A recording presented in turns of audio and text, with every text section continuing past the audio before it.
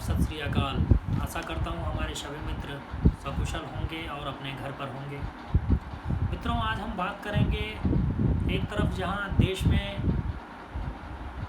लोगों को रोजी रोटी, राशन पानी नहीं मिल रहा है, वहीं दूसरी तरफ देश की तमाम राज्य सरकारों ने शराब के ठेकों को खोल दिया है और वहाँ लंबी लंबी लाइनें 4 से 5 किलोमीटर 6 किलोमीटर तक की लाइनें लगी हुई हैं और लोग बड़ी ही शिद्दत से अपनी बारी का इंतज़ार करते आ रहे हैं।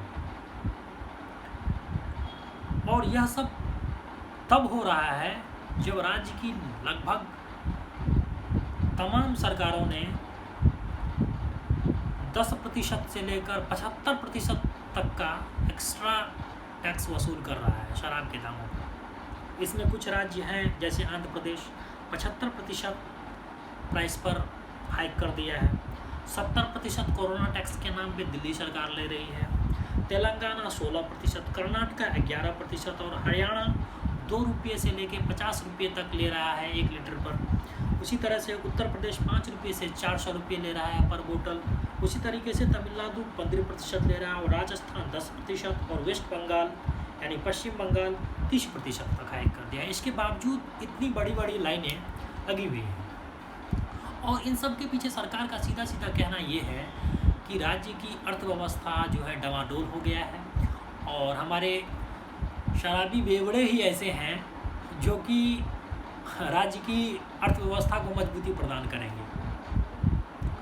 और ये बात कुछ हद तक सही भी है और वो भी सही क्यों ना, क्योंकि जब से जीएसटी आया है तब से राज्य सरकारों के पास केवल 2 ही चीज़ें ऐसी रह गई हैं जो कि अर्थव्यवस्था में जान फूंकता है किसी भी राज्य के लिए। एक है शराब और दूसरा है पेट्रोल डीजल। उसमें भी देश के 2 राज्य हैं ही नहीं, जैसे गुजरात और बिहार ने पहले से ही दारू को, शराब को बंद कर रखा है। तो इन राज्यों की फिर कैसे ग्रोथ होगा? मित्रों, भीड़ को देखते हुए कुछ राज्यों ने अच्छा पहल भी किया है और जिसमें सबसे अच्छा पहल मैं समझता हूँ कि छत्तीसगढ़ की सरकार ने किया है। छत्तीसगढ़ की सरकार ऐसी पहली सरकार है देश की जो कि शराब को ऑनलाइन डिलीवरी कर रही है। CSMCL एक वेबसाइट है, वहाँ पर आप जाके अपना ऑनलाइन बुकिंग कर सकते हैं और उसके लिए कहीं ना कहीं आधार कार्ड भी लिया जा रहा है और मैं समझता हूँ कि यह एक अच्छा पहल है। अब देखिए, जो लोग राशन भी ले रहे हैं अपनी आधार कार्ड से और जो लोग शराब भी ले रहे हैं आधार कार्ड से, तो मैं यह सरकार से निवेदन करना चाहूँगा कि उनके जो आधार कार्ड लिए जा रहे हैं उसका वेरीफाई करके उन आदमियों को राशन की लाइन में न लगने दिया जाए। इससे कहीं ना कहीं ये भी एक हमारे लिए अच्छा कदम होगा। छत्तीसगढ़ का देखा देखी करते हुए पंजाब सरकार ने भी, वेस्ट बंगाल सरकार ने भी शराब को ऑनलाइन डिलीवरी करना शुरू कर दिया है और इसके साथ ही 2 करोड़ की आबादी वाली दिल्ली सरकार भी अब ऑनलाइन डिलीवरी करने के लिए सोच रही है।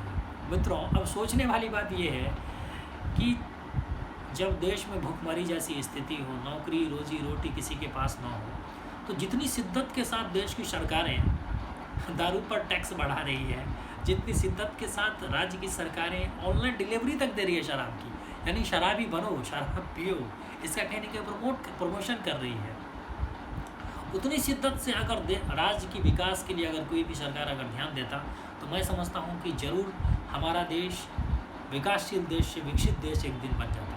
लेकिन छोटी मानसिकता के तहत ही सभी राज्य की सरकारें जो है शराब और पेट्रोल की दामों में बेतहाशा वृद्धि कर रही है, जो कि जिसका खामियाजा कहीं ना कहीं जनता को ही भुगतना पड़ेगा और यह हमारे देश के लिए बिल्कुल ही लाभदायक नहीं।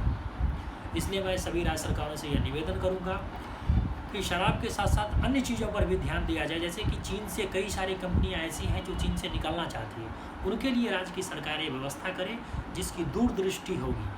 और ये जो तत्कालिक प्रभाव जो देख रहे हैं ना कि तत्काल में हमें शराब के ठेकों से इतने सारे पैसे आ जाएंगे, उनको ध्यान में न देते हुए चीन से जो कंपनियां निकलना चाह रही हैं, चीन से जो वैश्विक कंपनियां निकलना चाह रही है, उनके लिए समुचित व्यवस्था करें। उनके लिए जैसे मध्य प्रदेश सरकार ने किया है, मध्य प्रदेश के शिवराज सिंह जी ने घोषणा किया है कि हम 1000 दिन तक, जो कि तकरीबन 3 साल से भी ज़्यादा होता है, उस पर कोई भी हम टैक्सेस या कुछ भी चीज़ें हम नहीं लेंगे।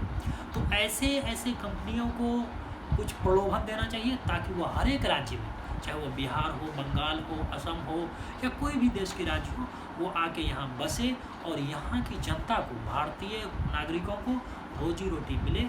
यही हमारा निवेदन है प्रत्येक सरकार से। नमस्कार।